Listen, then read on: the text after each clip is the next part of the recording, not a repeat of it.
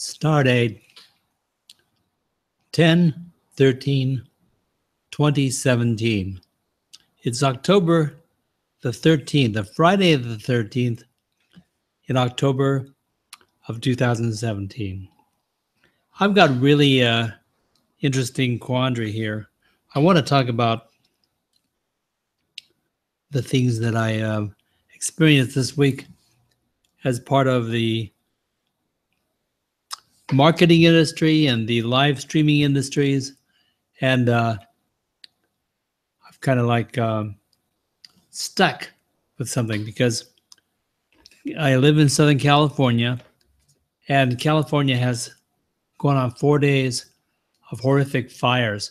So I can't really record much of anything without at least talking a little bit about them.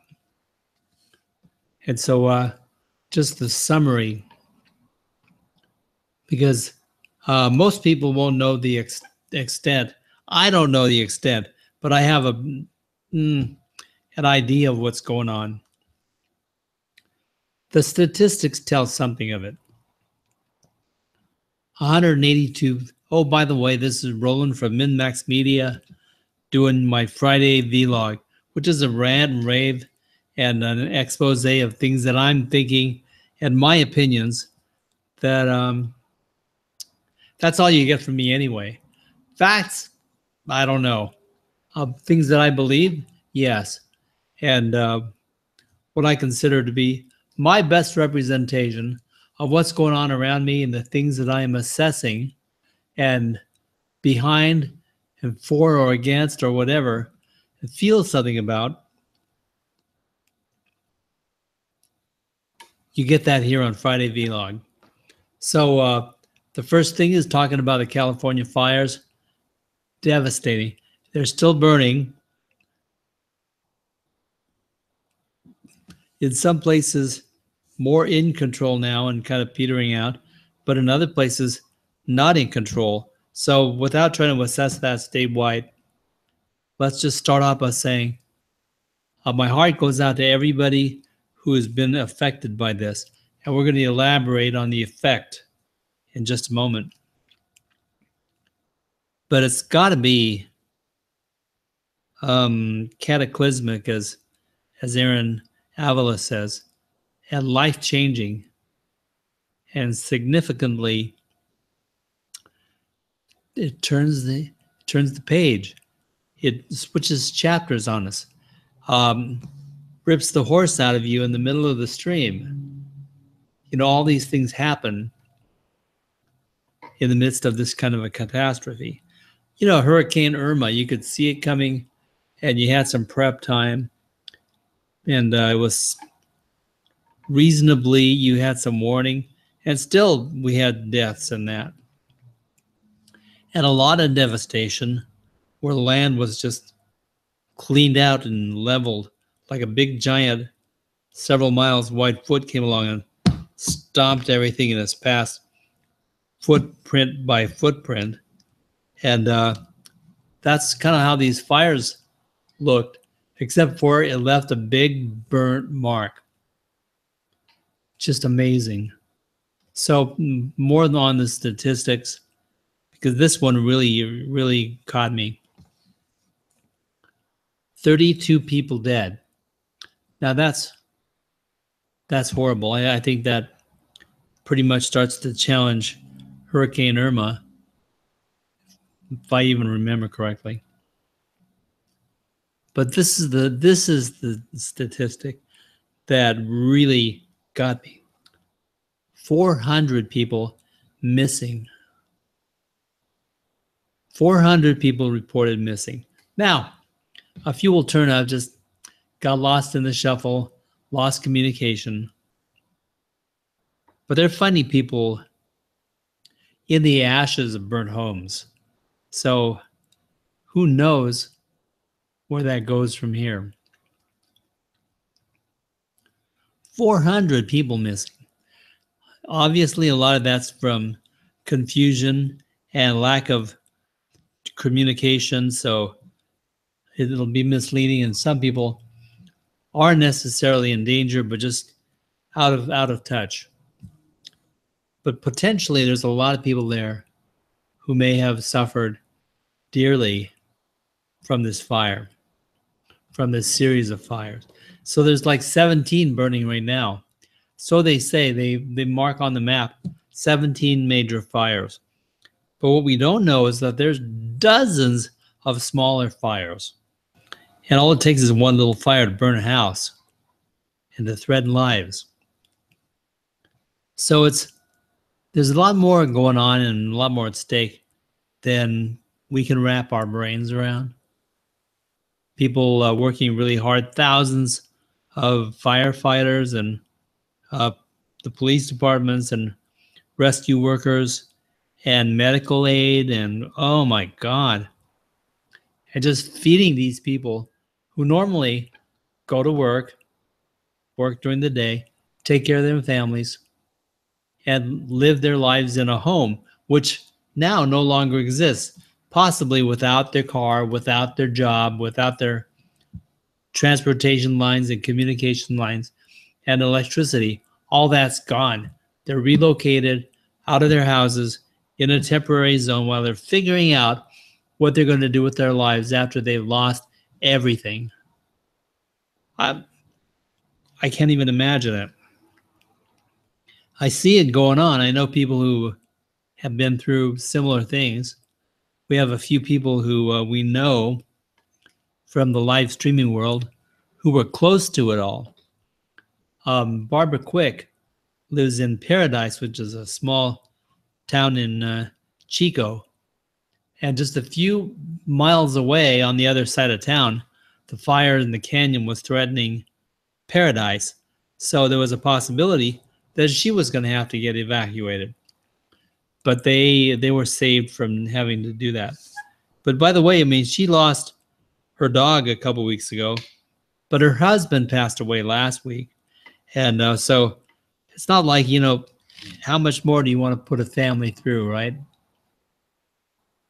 Let's have it all at once. All the traumatic things that could happen, let's do them all at once.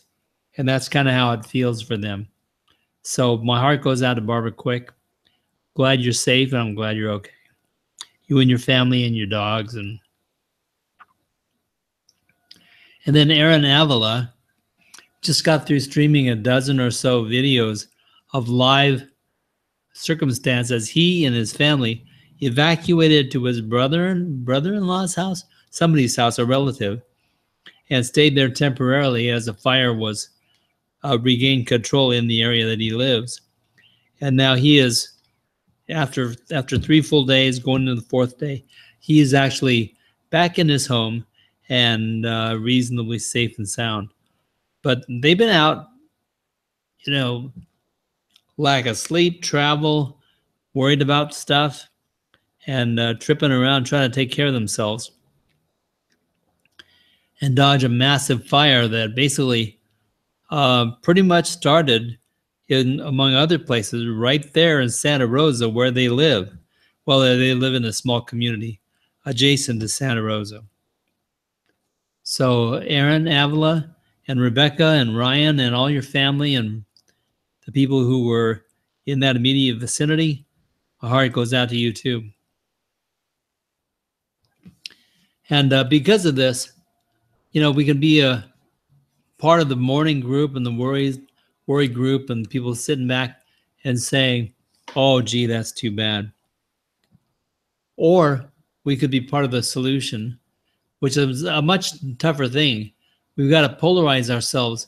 We can either dwell in the negativity of what's going on, or we can be a part of the recovery and the solution and sending love to these people and support. So one thing I wanted to do is I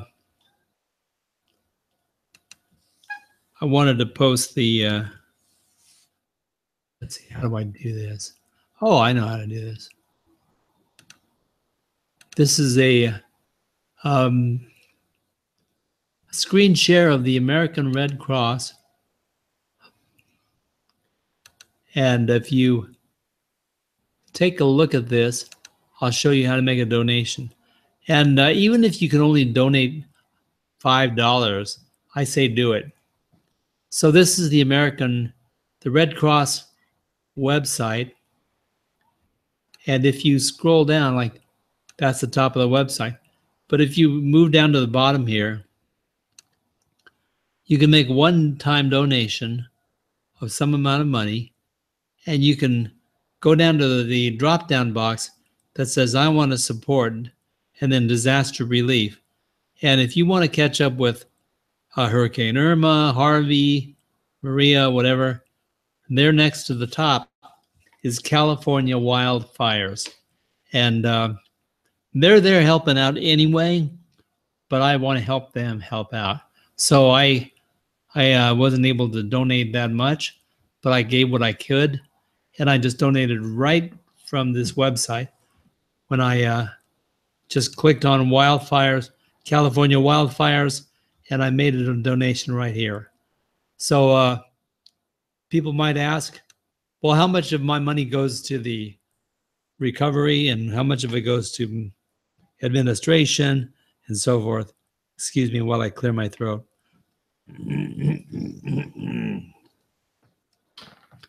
But maybe I'll try that again. Hang on a second.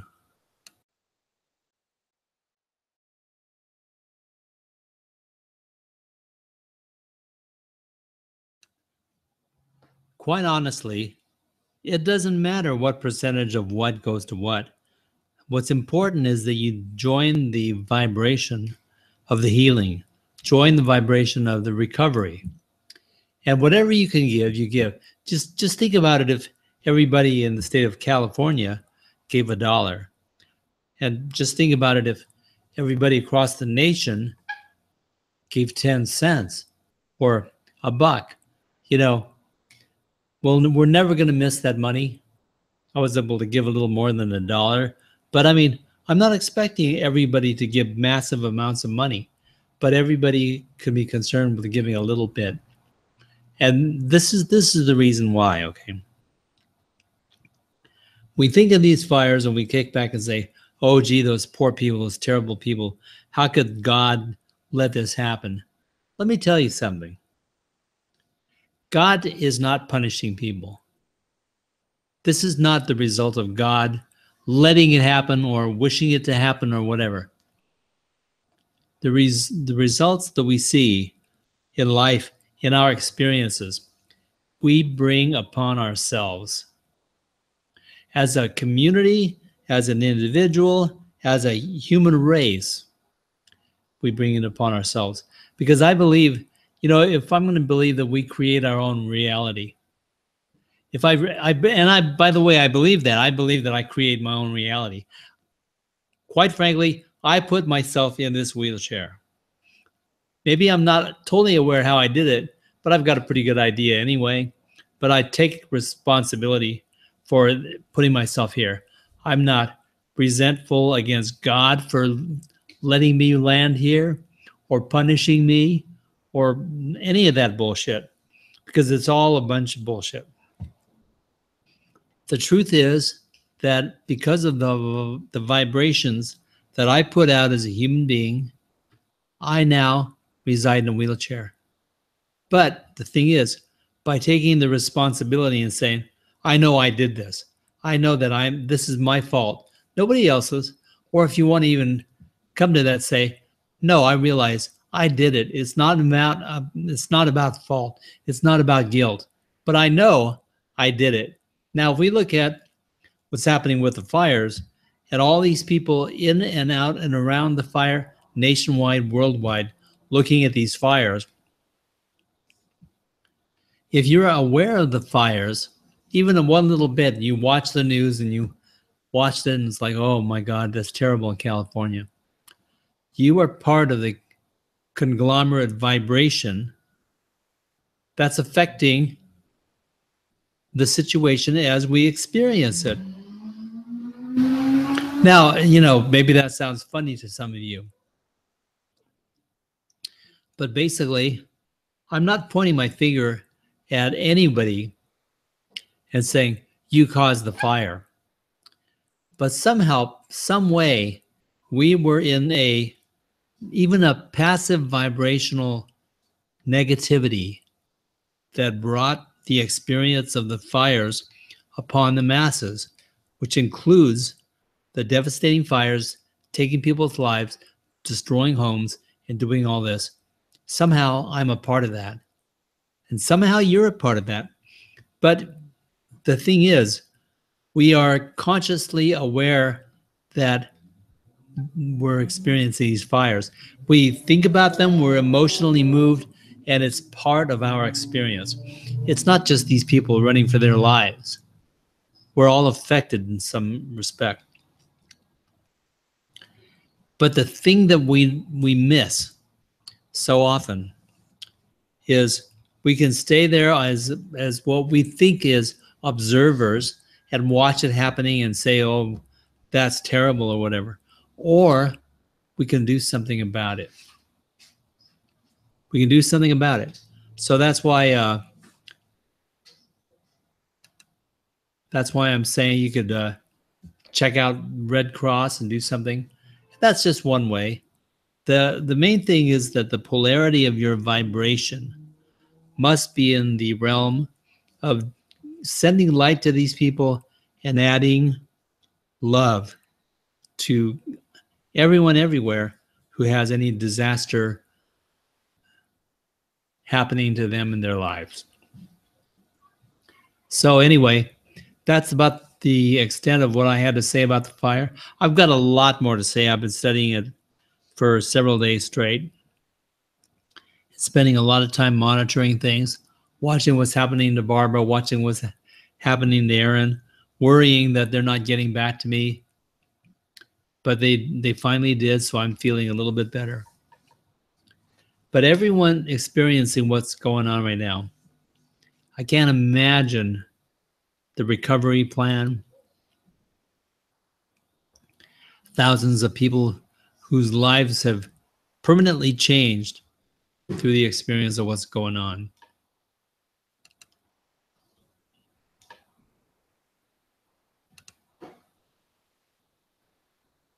So I see that Aaron made a little comment in a live chat in YouTube, and I appreciate that.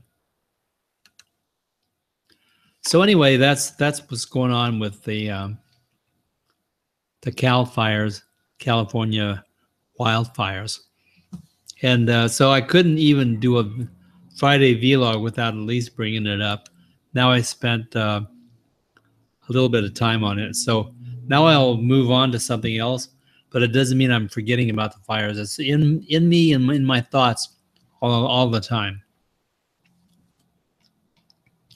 But there's a lot going on in the world and what's going on. The world doesn't stop because there's a hurricane in one area of the world, so the rest of the world carries on. It's difficult for me. I have to spend some time talking about it and devoting some time to the vibration of what's going on. And if I can do anything, I try to at least be a part of the solution. So if I give a few bucks to the cause, at least I am part of the solution.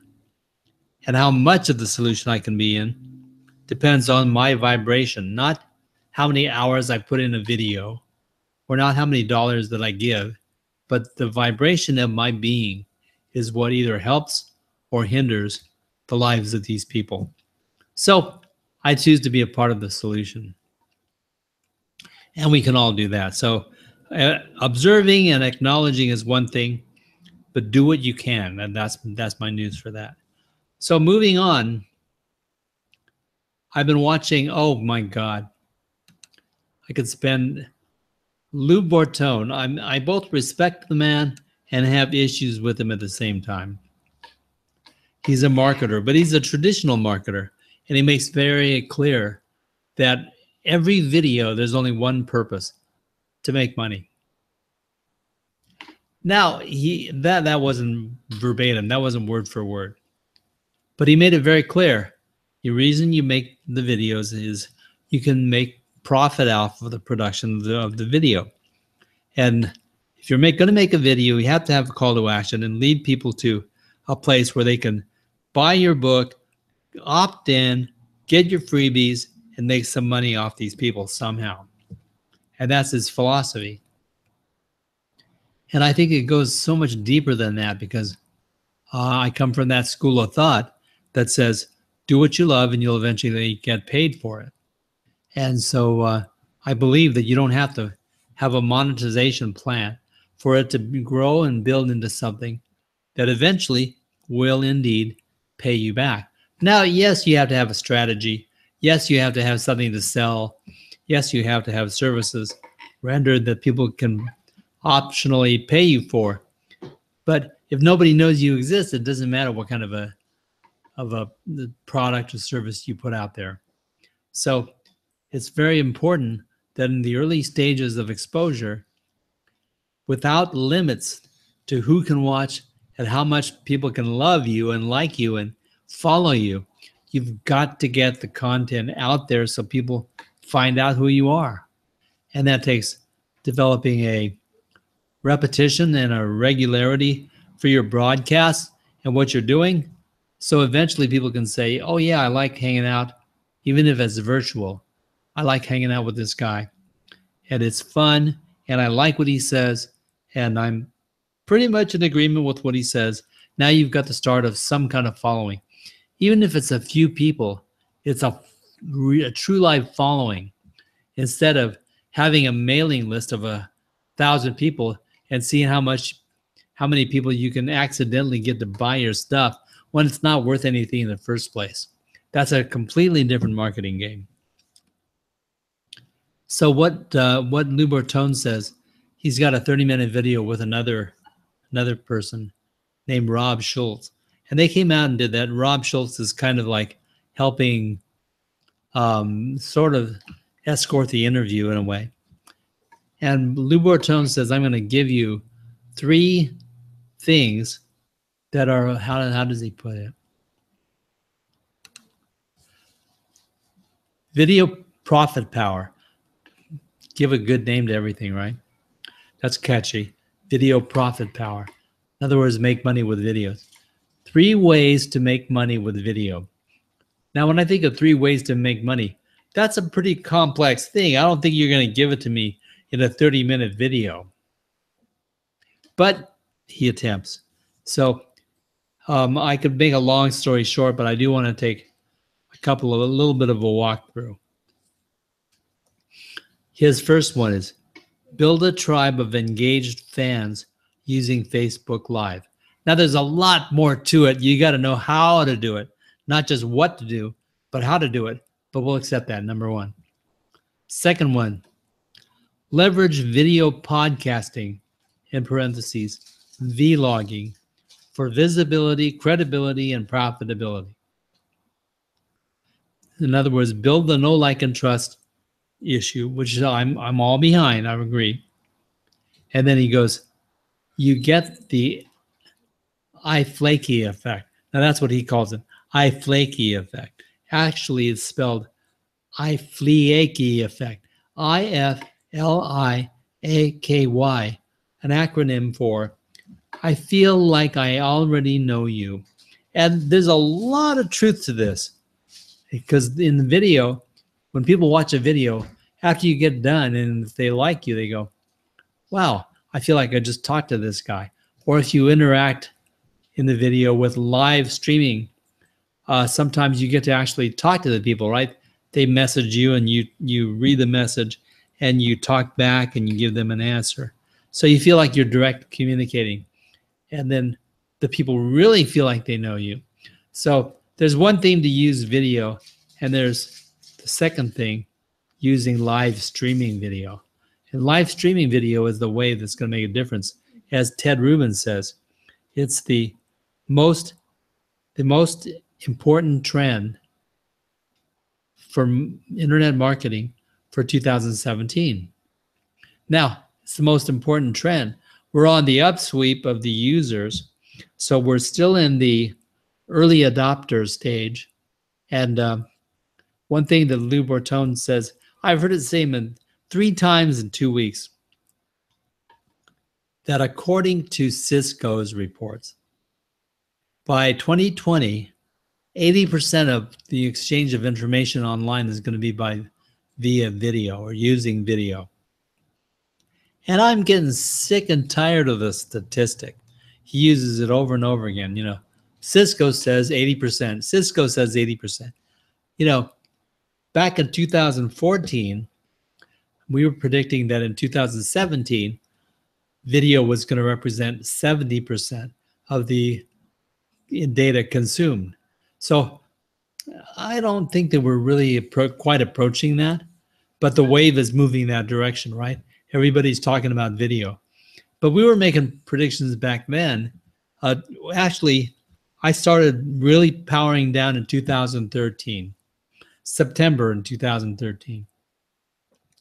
And then a year later in 2014, December, I started a Saturday morning marketing Smarties.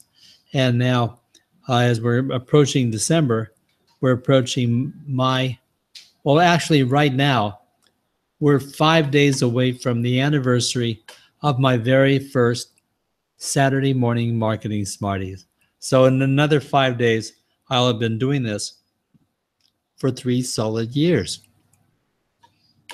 So that was an interesting thing to find out. I looked back through my videos and found out that Barbara Quick, who I mentioned early in this video, Barbara Quick and a couple of others were the first ones ever to join me in a video with a Google Hangout on Air when I was first getting started. So that was an interesting, that's my statistic that marks some very important changes in my life. So anyway, there's that. And let's go on. Lou Bortone had a third point. His third was create video products to generate recurring revenue. Now, the thing is 3 ways to make money with video. He's not, maybe his book gets into more stuff. Maybe it does. But the idea is, if you're going to tell me 3 ways to make money, give me some flesh and bones and blood, and not just a theory or a category, but give me a way, an actual way. When you say, well, if you show some people the way to the corner store, you give them directions. You take this street, that street, you turn left, and you go down, and it's on the left, and you turn into the parking lot. That's the store. That's showing them the way. But he did not show the way. He basically mentioned some basic categories of things that we can do that drive traffic, drive interest, and produce, theoretically, a way to make money. But there's a whole lot more to it. So I hope that his book explains it, and that's what they're trying to do. But the video, for him, you don't make a video without the reason being make money. So he tries to sell people the book, and then his friend on the line has a couple of bonuses that he adds if you buy the book. But it's only if you buy the book do you get his bonuses. So I don't know whether by incorporating Schultz as a secondary and adding the bonuses, because that's his whole theory. It's like he's got a whole PDF display and informational on how to construct the appropriate bonuses in order to get people to buy. Because they know, and they mentioned this in the video, sometimes people need a little push to encourage them to buy. Well, you know how I feel about that? I think that if your product is worth buying, the bonuses are not needed. Now, that is, you have to make sure that people understand what you're buying, know the value, and you've conveyed it to them properly, and they are incentivized because they're convinced that what you have to sell, service or product, is worth the money and solves their problem. Now, that's to me the perfect client. I don't want my perfect client to be just the guys that cough up the money. That's my perfect client. Because I want people to walk away with my client and want to walk back and tell me, hey man, thank you so much for doing what you did or providing the product that you did because it did this for me or blah for me. I benefited like that. And that makes a difference.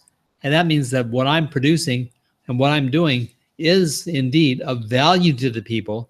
I put a price on it and it's worth it. And I want people to come to me who want to pay me for what I have to offer. It's like, I don't care what it costs. Sign me up and send me the bill. But whatever it is, I got to have it. Because people convinced them through use that it was worth it and they're in agreement. They want the result. So they say, well, no, I got to have this thing from Roland, or I got to have this thing from you. And the price no longer is an issue. I don't need those damn bonuses to encourage me to get what I want. Because one thing's for sure, bonuses are cool, but people indeed buy what they want. In this day and age, people do the research, find out what they can. That's why you need to produce information. People do the research. They're going to find out everything that you put out about your product and service. So you produce the information, people do the research. After you introduce them and guide them into learning more about your stuff, that's what video series are all about. And then what happens is people go, they reach that zero moment of truth inside when they go, I got to have this thing. And they buy it.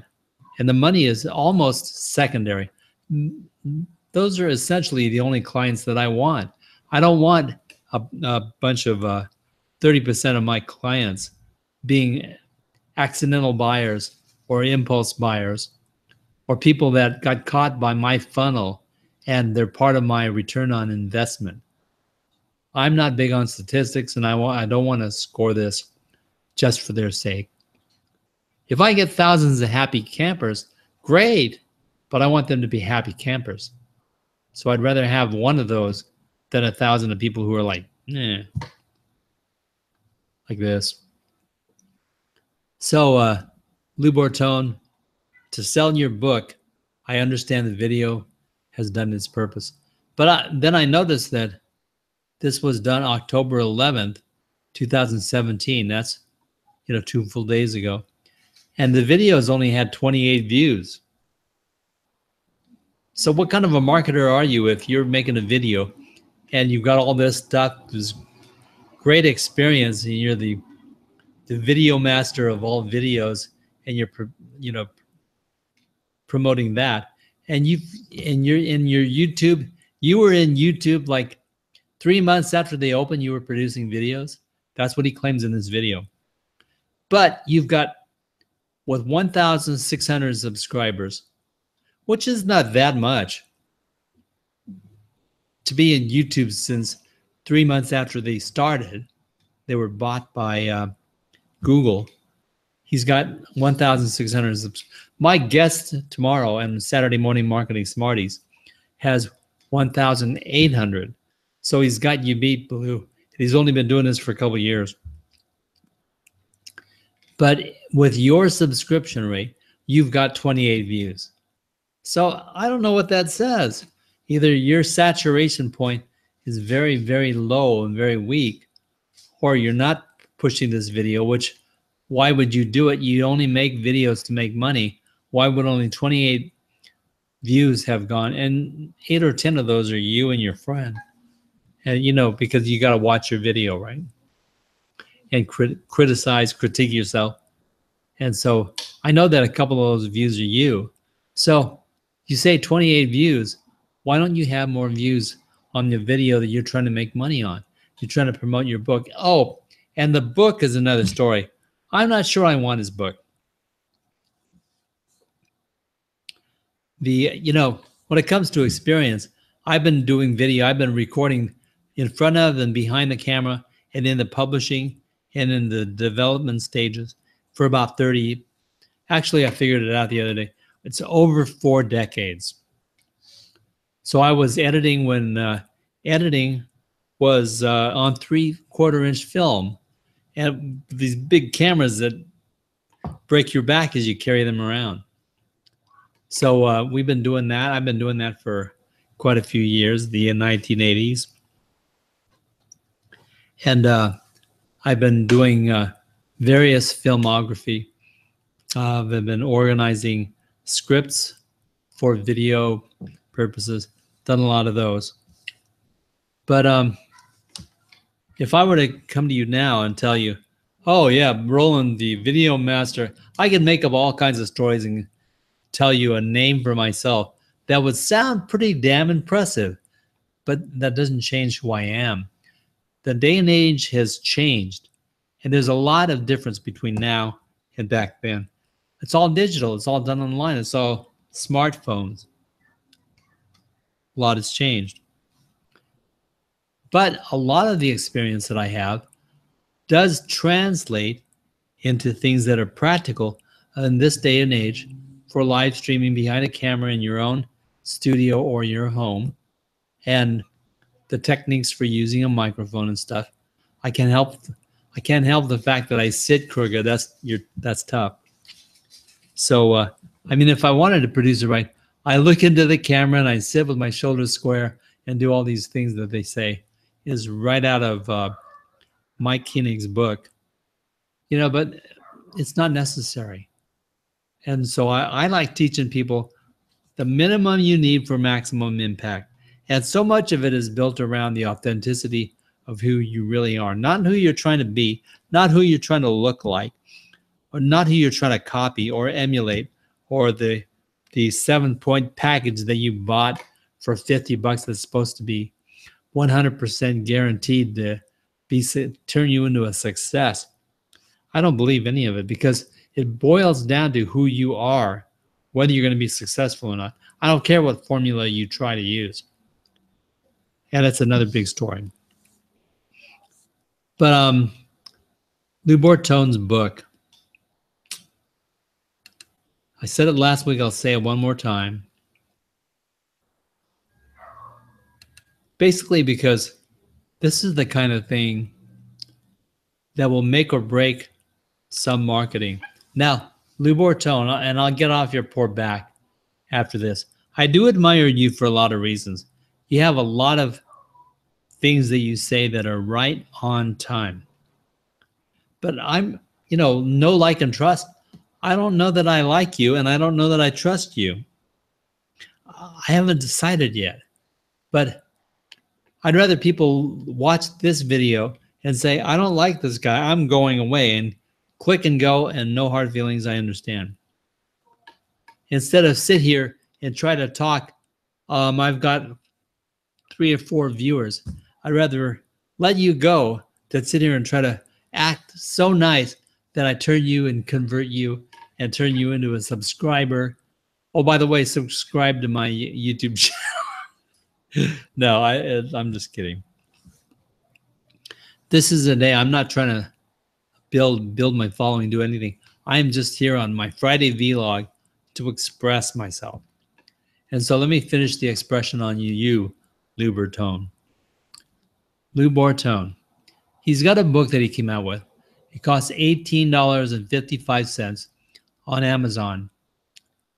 And it is called Video Marketing Rules, the book. And it's a nice looking blue covered, it looks like a paperback. And it's $18.55. Did I say that? 18 bucks plus. And you can get it on Amazon.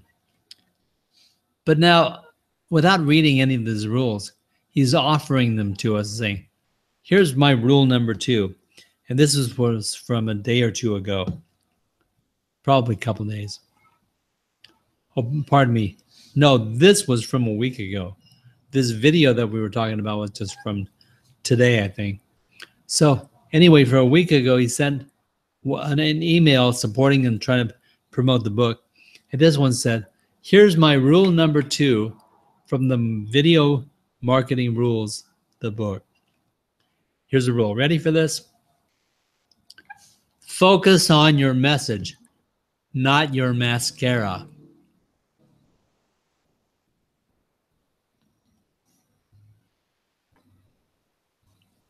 I'd like to know in these 5 or 10 seconds how you feel about what he said. And I guess I could look at YouTube again and see what is going on there. If I could even find the page. Let's see. There it is. Oh my God. Lowland Full Sang is out there. Roz Bounty as usual. And Aaron's still out there. So thanks a lot for connecting with me, you guys. And I was going to try to develop this so that we had a DIY live streaming show page to go to. Eventually, I will do that every Friday. They have this event in my website with the VCP events plugin. Oh, by the way, please go to the VCP events in WordPress.org and please leave me a review for the plugin if you get a chance. As a viewer experiencing it or as a user, I appreciate it if you'd leave me a review. So anyway, Lou Bortone's book. I will read over these comments in a bit. Oh, thank you, Roz. The VCP plugin looks impressive. Well, we use it every Saturday for the Saturday Morning Marketing Smarties. And also, Lowell Ann uses it every Tuesday for her success circle for her group. And so, and also Heidi Hornlund or Adelaide Hornlund uses it for her show when she does her productions. And apparently you're still going to use them. So I guess that's a statement of endorsement. And I appreciate that very much. Getting back to Lou Bortone's book, let me go get my document.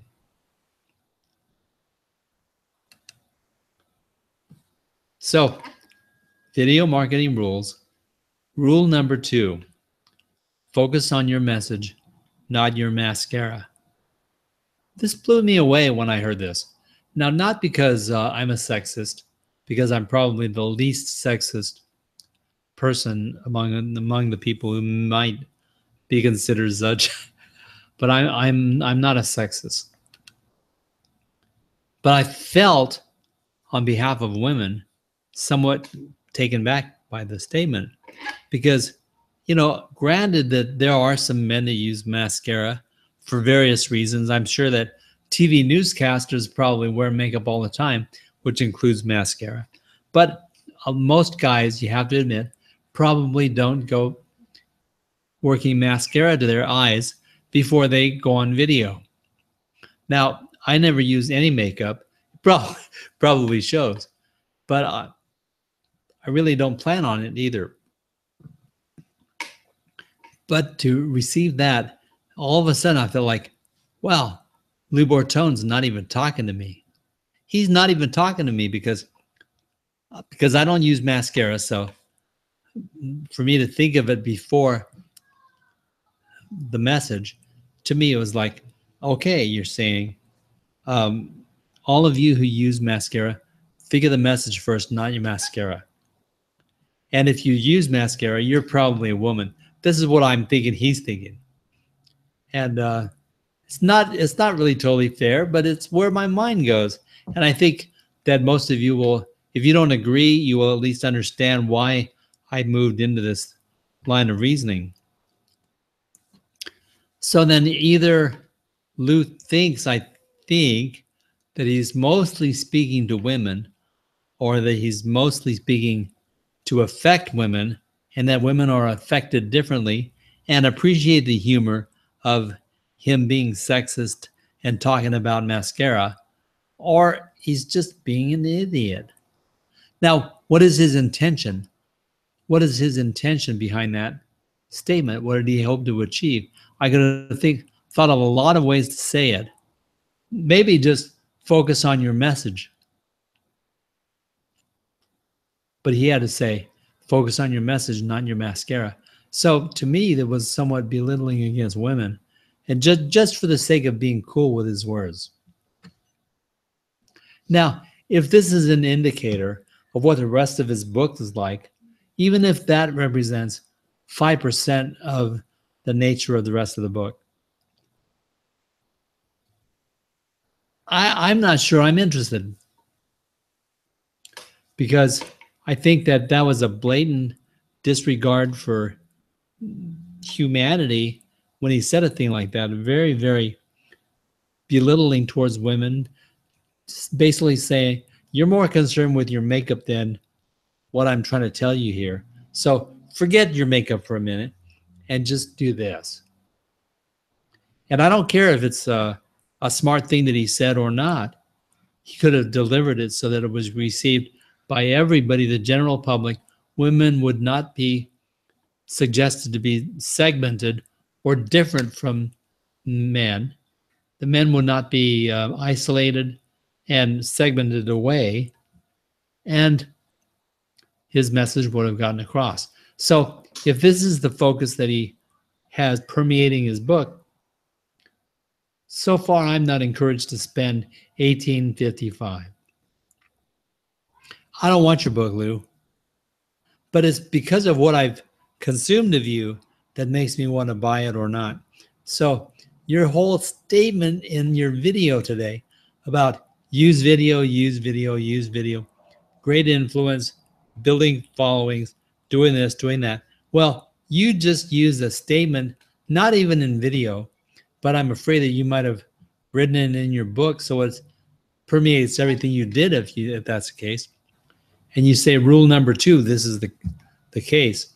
And by golly, you in your own work have turned me against you. Am I being unfair? Maybe, but I'm looking at it from the standpoint of, if I'm going to convey a message to people, I don't want to be fake. I don't want to mislead. I don't want to be deceptive. And I don't want to be false. So I want to speak the truth. I want to be authentic and real and natural and be myself. That's the opposite of the things that I see you doing. Not everything, because as I said before, Lou Bortone says a lot of stuff that makes perfectly good sense and that I agree with. But to me, his message is not convincing or consistent. And I don't really understand his intentions. So it becomes a question, right? So I would prefer to get off the subject of Lou Bortone, but I really, with my Friday vlog, I had to get it off of my chest. So we'll go see what the other people are thinking about my rant. Okay. So I'll go into those in just a second. Yeah, thanks, Roz. I'm going to help you use it too. I'm going to show you some good ways to implement the VCP plugin so that it's most useful. And Lowell Ann was saying, another way to take action, become aware of our impact on climate change and make corrections. I will attend a weekend workshop toward a functional spirituality for a climate changing world. Sounds fabulous, Lowell Ann. Because the whole thing is, I believe that we create our own reality. I believe that the things that we live and feel and generate the vibration from our bodies, that's what creates our experience. So if we go to educate ourselves and learn things, an awareness that changes the way we feel and the way we think, we've got to change our own reality. The world, the universe conspires in our favor. The universe is a design of God, and God designed us as a part of this. And I believe that God is perfect and everything he builds is perfect. So when I say the universe conspires in our favor, God basically built the universe to respond to our needs and wishes, not our devastating negativity and bullshit. So if we line ourselves up with positive thinking, which is what conservation and preservation of goodness and those things dictates, we are aligning ourselves with a positive energy that is going to create a better, improved, and good experience. So I'm behind you 100%, and I'm going to repeat it, what it is that you're watching there. I will attend a weekend workshop toward a functional spirituality for a climate changing world. I hear you loud and clear. I think it's really cool. And for some reason, Aaron is pissed. So, Aaron, by the way, is one of the people I spoke of earlier that evaded the fire by being evacuated from his home nearby in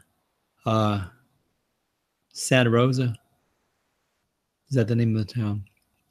But anyway, he escaped the flames and got exposed to them very closely, took in a lot of smoke, survived, and after 3 days, returned to his house. He does have power. His home is still standing. He's safe and sound back in his own home, trying to rebuild what it is that they had. So when the fire goes off, you grab the necessities, the important things. By the way, he grabbed his laptop and his camera and his microphone. His son apparently helped him do that. And Aaron is in a wheelchair with his right side not working real well, just like me. But all these things happen. He's gotten low sleep and stuff. So the fact that you're here visiting with us is very impressive. Thank you.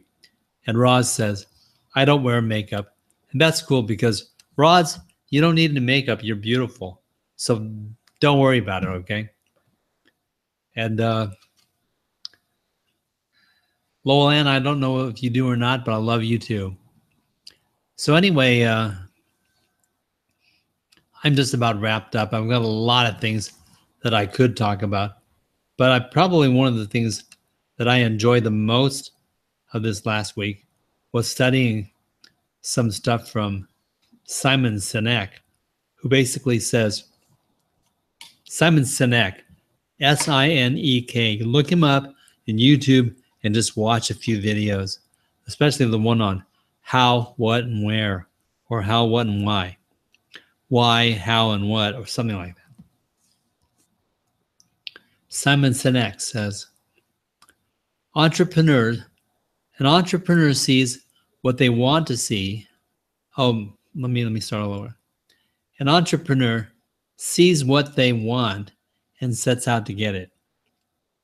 A non-entrepreneur sees the things that prevent them from getting what they want. Those are two views of reality, but one of them is polarized to the positive and one is polarized to the negative. That's why I'm so keen on this thing. Polarized positive. Don't be a part of the negative. Be a part of the positive. So no matter what faces you, what fires in California, famine in the Middle East, hurricanes in Florida, whatever's coming on, what is the positive? Where do you turn from here? You're still alive? Okay, what do you do from now? It's one way or the other. You help other people and you be positive. And there's always a way to turn to the positive vibration and support that vibration. There goes my voice again.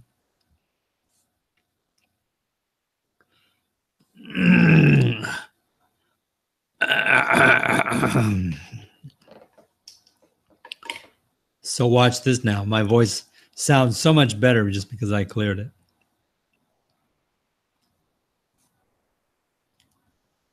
I really like the Amazon system, Amazon rules, man.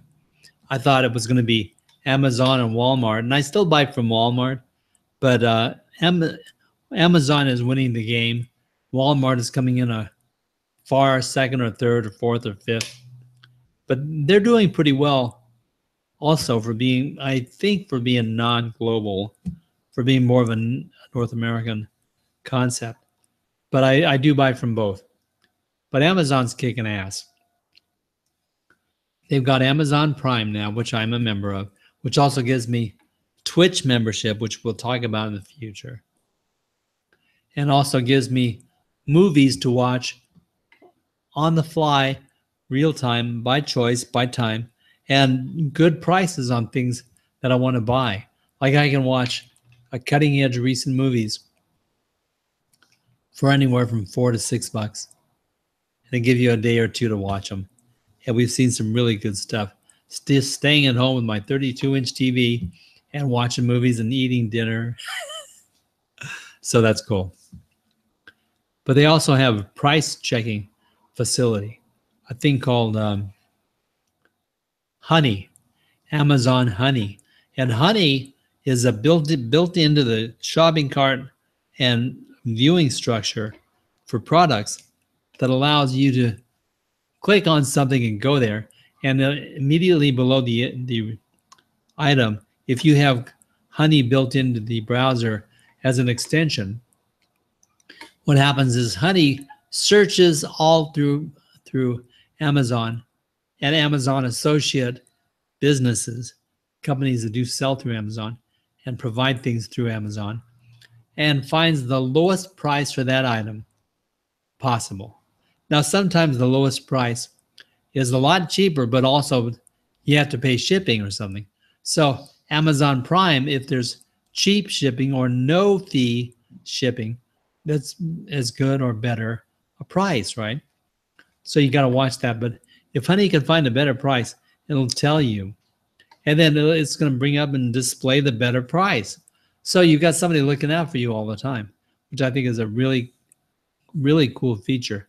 That puts the onus or the burden on the people structuring the prices to sell their stuff, because those of you with Amazon Honey can always buy the cheapest item. So then it becomes just a price search, because the item, if you know what you want to buy, is the same item, whether it's here or there, unless it's a Reebok or an open box or a refurbished or something like that. But if it's a brand new item, it's the same everywhere, theoretically. But Amazon rules is pretty good. We did a really cool Saturday morning marketing Smarties last week, and I wanted to touch on it now, but I'm not going to get into it too much because we'll be here for another hour. But the essence of this was the emphasis of NFC, near field communications. And the thing about near field communications is they're not new. It's been around. I think Bill Graham was saying it's been around since 2000 something, which wasn't accurate. Near field communications, the roots are from prior to 1984. But in 1984, they gave it a name, which was called RFID, radio frequency ID, meaning you hold something close enough and it generates or reacts to a radio signal, and it IDs the contact and sends them to one place or does one thing or connects to one thing. Very simple. It's because the chips or the contact point, the tags in NFC's case, only contain a certain amount of information, but they're very powerful and consistent about sending people to a certain spot.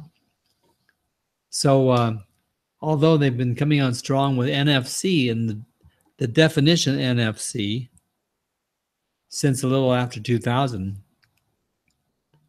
the NFC is built upon a technology from 1984 and previous. But the idea is NFC is what they've refined the technology to be useful on smartphones today. But we use it in a lot of places, and you'll see that and think about it and go, oh, that's probably what they're talking about. When in movies, when they have these guys that tap on someone else's phone, put my phone next to your phone, and I'm going to steal all your information. Well, that works. And that is basically the technology that near field communication represents. So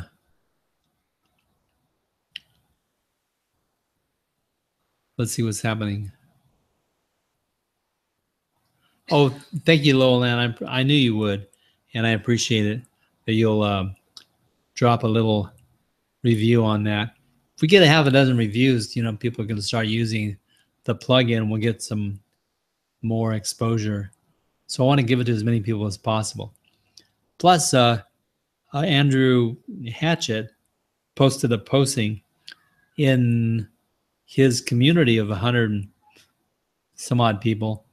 And I was really thrilled to see Peggy K react to that and say, seems like it'd be a really helpful or useful plugin for a lot of people, for a lot of WordPress people. And I thought, yes, at least a verbal recognition and acknowledgement and minor endorsement from Peggy K. She's a Google top contributor, as is Andrew. So when both of them speaking up about the VCP plugin, the VCP events plugin, that means a lot to me. So you're right. The links don't matter. I'm not going to worry about it, Ross, because this chat stream disappears forever. But if people want to, they can go to WordPress.org or the back end of their WordPress installation. Go to plugins, go to add new, and just type in the search VCP. And mine is the only plugin that'll come up. So just remember WordPress VCP. You don't even have to remember events, and you'll get there. So anyway, a lot going on. NFC, what I've discovered with the NFC.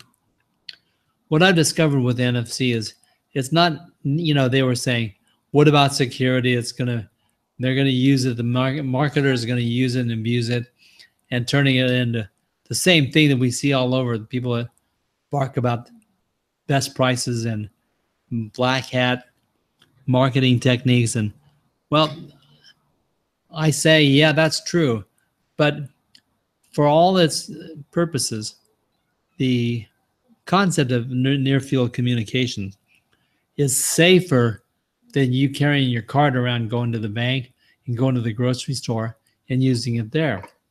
It's easier to hack you or steal your purse or your wallet or your credit card than it is for someone to attack you and steal your phone.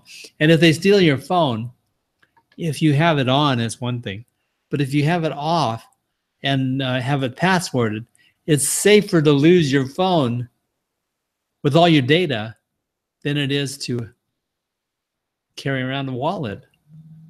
So, and I've got some distinctive reasons that I say that, but we probably won't get into it until we have part 2 of NFC with James and probably a couple other guests to talk it up a little bit more.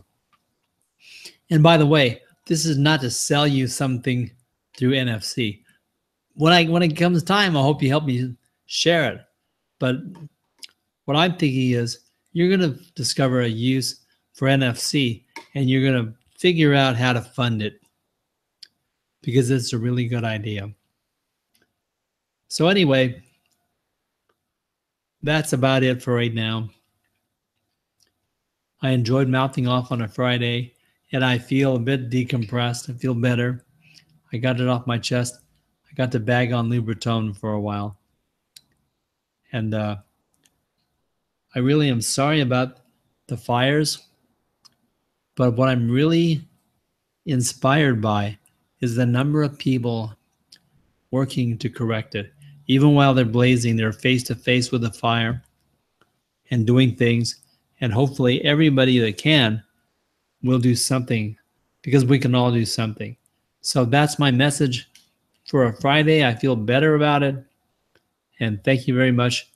Thank you guys for watching, a few of you that joined me. I appreciate it very much. And that's my Friday vlog for Marketing Smarties on October 13th. Wow, Friday the 13th, huh? I hate to even use the term, give it strength, but it's okay with me. I'm not superstitious. Are you? See you later. Bye-bye.